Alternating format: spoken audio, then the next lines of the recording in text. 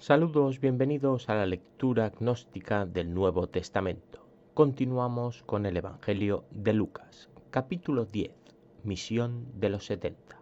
Después de estas cosas, el Señor designó a otros 72 y los envió de dos en dos delante de sí, a toda ciudad y lugar a donde Él estaba por ir. Una misión de la cual solo tenemos dos opciones para creer: o bien es falsa, o bien fue secreta, porque ni Marcos ni Mateo tuvieron idea de esta decisión de Jesús. 72 elegidos en parejas cuya misión es la de avanzarse y comunicar que Jesús se acerca. Y les decía: en verdad la mies es mucha y los obreros pocos. Rogad pues al Señor de la mies para que envíe obreros a su mies. Necesitamos reclutar a mucha más gente, todavía somos pocos. Id, he aquí os envío como corderos en medio de lobos. Soy consciente del peligro que corréis, pero me da lo mismo.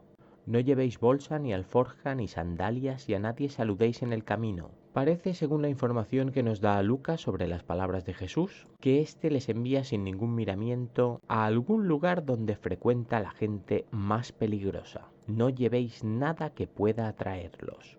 En cualquier casa donde entréis, primeramente decid: paz sea a esta casa. Nunca está de más recordar que paz no tiene nada que ver con nuestro significado actual, moral. Paz se refiere al pacto de Moisés con Yahvé. Paz sea esta casa, que la ley esté en esta casa. En realidad sí es un sinónimo de paz, porque significa que si cumplimos la ley estaremos en paz con Dios. En cambio, de incumplirla nos caerá el peso de ella sobre nosotros. Y si hay allí un hijo de paz, vuestra paz reposará sobre él, y si no, se volverá a vosotros. Si en esa casa da la casualidad de que ya hay algún creyente, le honraréis, le trataréis conforme a la ley. De lo contrario, se volverá a vosotros. De lo contrario, debéis convencerle. Y posad en aquella misma casa, comiendo y bebiendo lo que sea de parte de ellos, porque el obrero es digno de su salario. No andéis de casa en casa. La casa que elijáis estará obligada a manteneros. Vosotros debéis presentaros siempre como obreros de Dios, de la ley. Eso sí, comeréis lo que os den allí. Les está prohibido ir de casa en casa, no cambiarán a otro lugar que pueda ser mejor. Deben predicar con el ejemplo. Y en cualquier ciudad donde entréis y os reciban, comed lo que os pongan delante. A vosotros no os pertenece nada. Solo Dios, únicamente vivís para su servicio y sacrificio. Allá donde vayáis os alimentaréis de lo que os den. Y sanad a los enfermos que haya en ella y decidles: el reino de Dios se ha acercado a vosotros.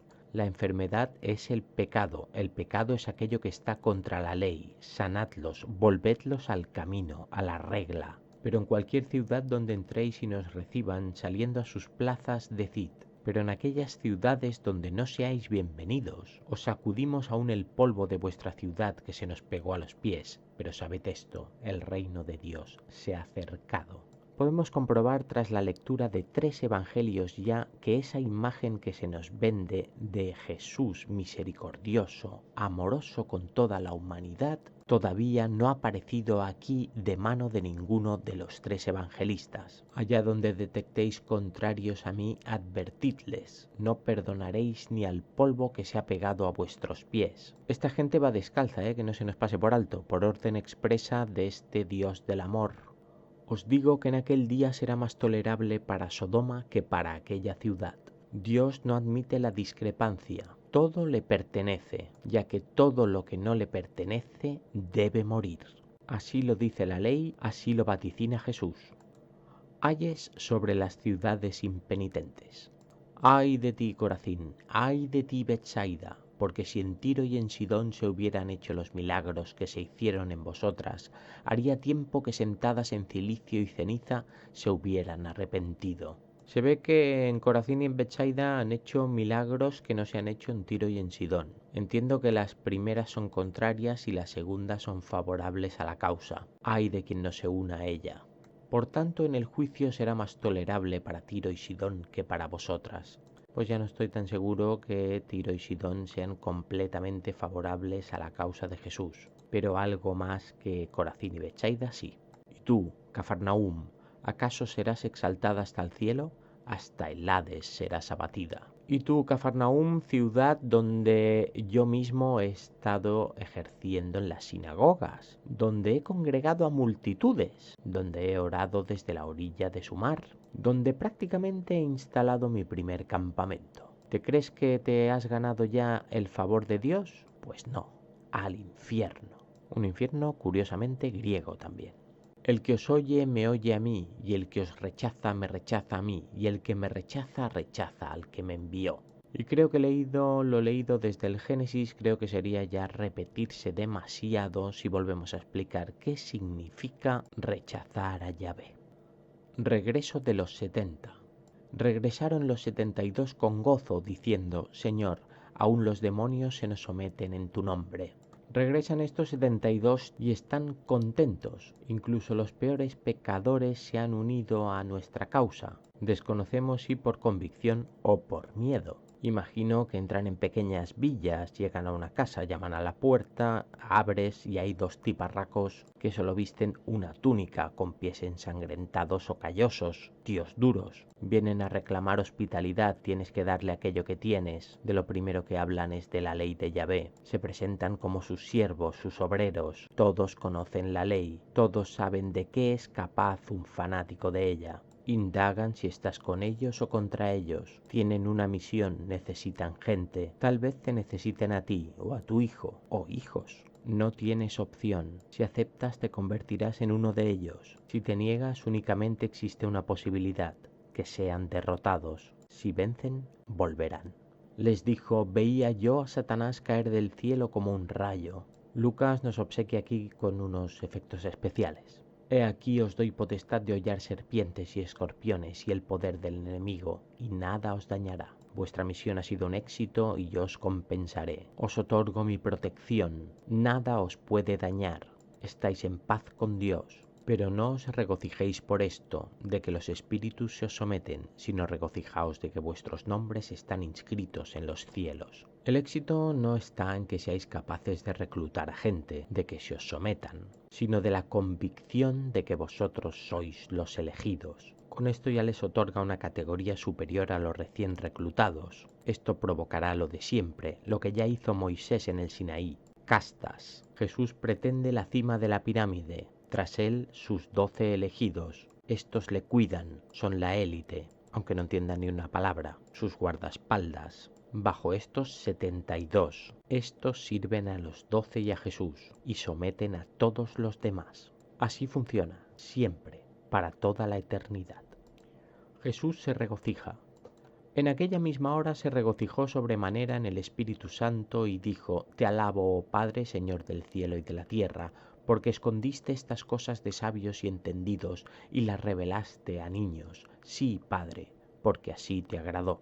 Ahora Lucas rescata una especie de oración desconocida para los otros dos, Mateo y Marcos. ¿Se la ha inventado Lucas? No lo sabemos tampoco. Jesús alaba a Yahvé, Señor del cielo, porque aquellos que se creen sabios y entendidos en realidad no saben nada. Los niños sí, los inocentes, los mansos. Así te agradó, eso es lo que te gusta, la obediencia. Todas las cosas me fueron entregadas por mi Padre, y nadie conoce quién es el Hijo sino el Padre, ni quién es el Padre sino el Hijo, y aquel a quien el Hijo lo quiera revelar. Fue Dios quien me lo dio todo. ¿Por qué a mí? Porque soy su Hijo. Porque solo como su Hijo puedo conocer los deseos de Dios, y solo yo puedo elegir a mis elegidos. A ese le revelaré la verdad.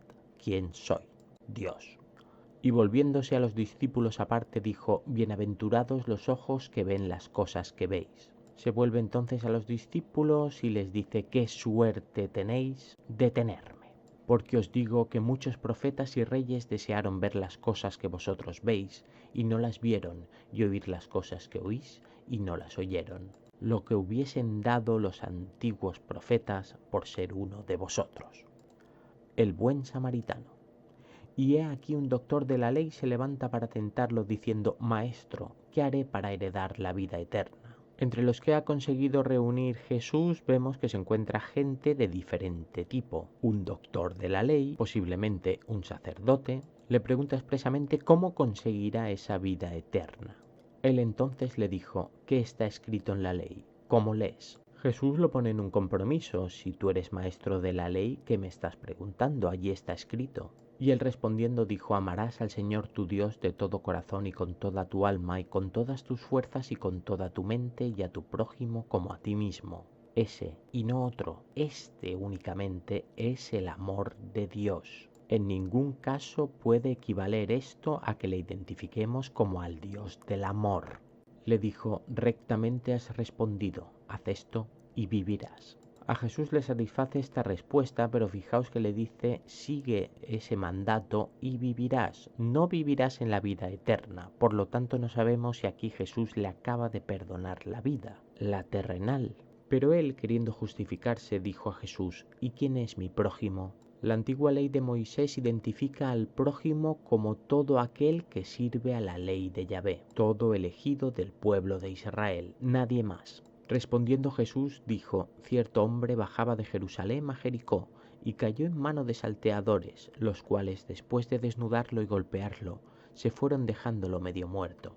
A Lucas no le ha interesado contarnos ninguna de las parábolas que ya nos contó Mateo, él se inventa las suyas. Y por coincidencia cierto sacerdote bajaba por aquel camino y al verlo pasó por el lado opuesto. Un sacerdote, un elegido de Dios, observa cómo un hombre es asaltado. Ante esto decide dar un rodeo.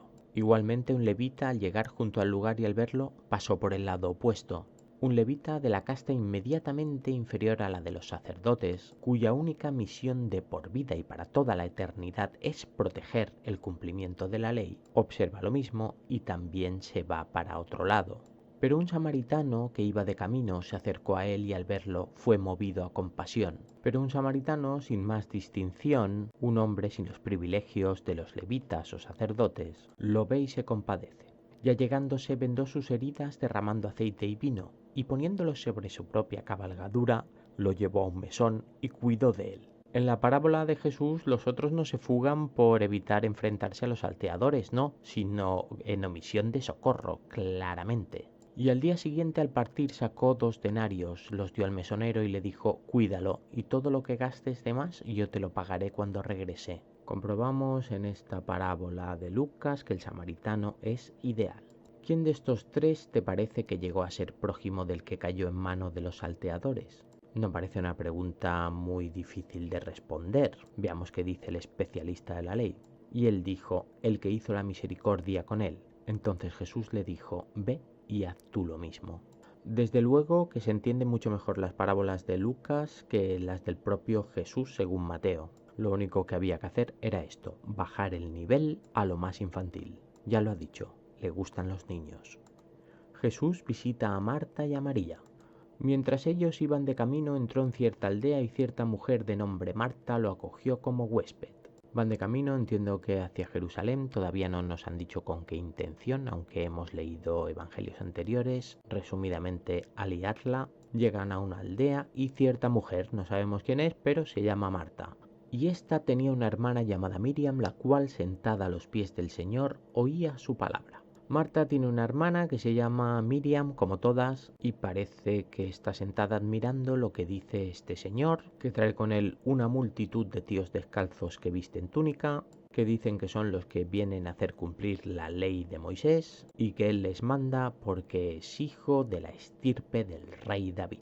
En tu casa, pues cómo no le vas a admirar. Además, si decides no admirarle, tal vez te amenacen con volver más tarde.